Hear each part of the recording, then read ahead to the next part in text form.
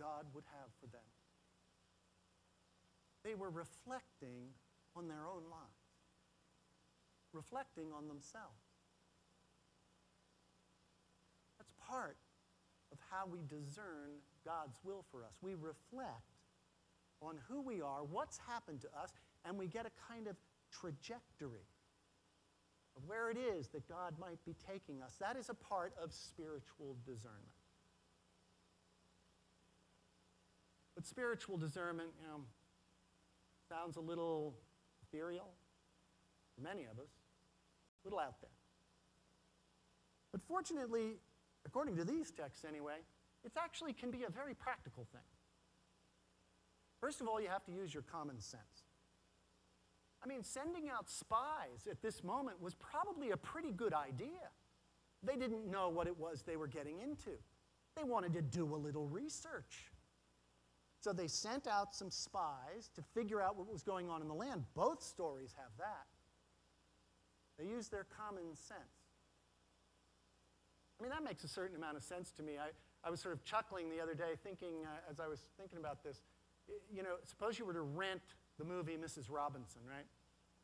And as you're watching it, you say, oh, I think God's telling me to go out and quit my job and get a degree in the engineering of plastic materials.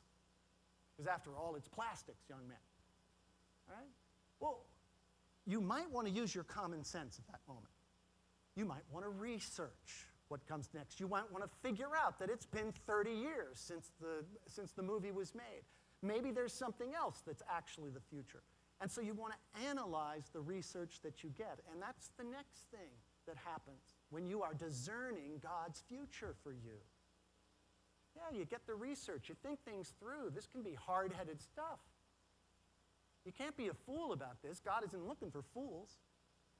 So you get your research, you get a sense of what's out there, and then you analyze it carefully. But the people fell down at this point in both stories.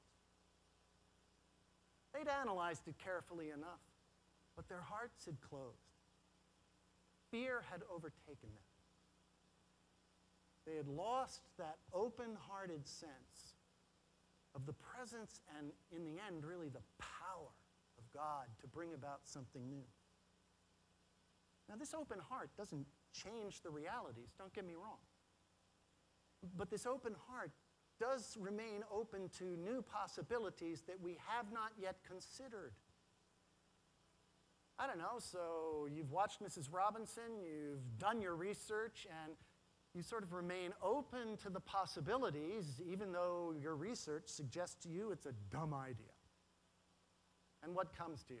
I don't know. Maybe you think, oh, I could find a way to make a plastic that as it biodegrades quickly, it will put out clean energy and leave you with the raw material you started with. Okay, I get these ideas because my son Benjamin, my eldest, when he was in 3rd grade, spent most of the year trying to figure out how to make warm snow. So I think of these things, but my point is you can be open to something different. Open to a new possibility, so that if you're seeking your way and you're Josiah and Hezekiah, which were the kings during the writing of Deuteronomy, you're trying to find the line between the north and the south. Is there a way that you can work out, find a place to unite them, find a place to be able to serve both as a vassal? I mean, they were working on these things all the time. Is there a time when you're going to trust God to allow you to stand and be yourself in that situation? Always discerning, with an open heart. Because what happens when you have that open heart is you can attend to the presence of God, but you also attend to what's going on in your body. Did you hear what Caleb said? Caleb said they needed to open their heart, but then talked about, can you feel him God carrying you forward to this place? As though you could almost feel in your body what has touched you over the years. Can you feel an excitement in your body? Can you feel a readiness in your body? Do you feel a peace in your body? All a part of discernment, understanding the direction that God is taking to you. But this is all a messy process, you'll note.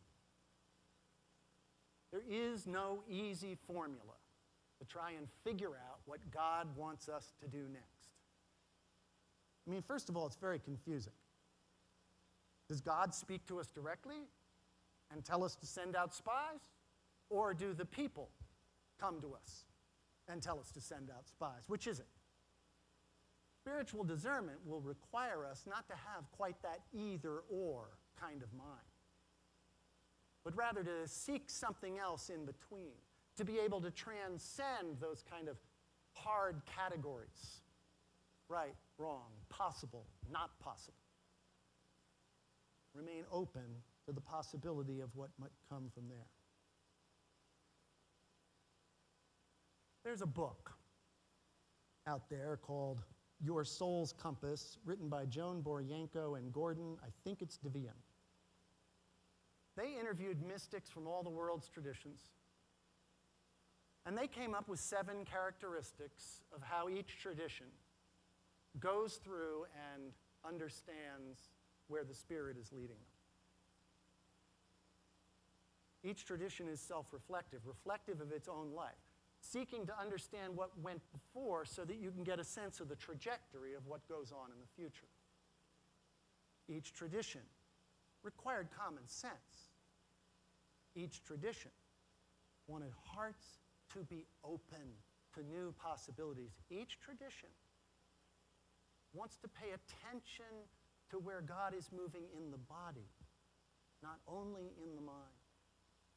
Each tradition wanted to get to the point where you could transcend the either-ors, the possibles or impossibles, so that you could attend to the surprisingly creative move of God. Now, we're looking at this because we're at a moment that is pregnant with possibility in this world and pregnant with the possibility of disaster as well as blessing.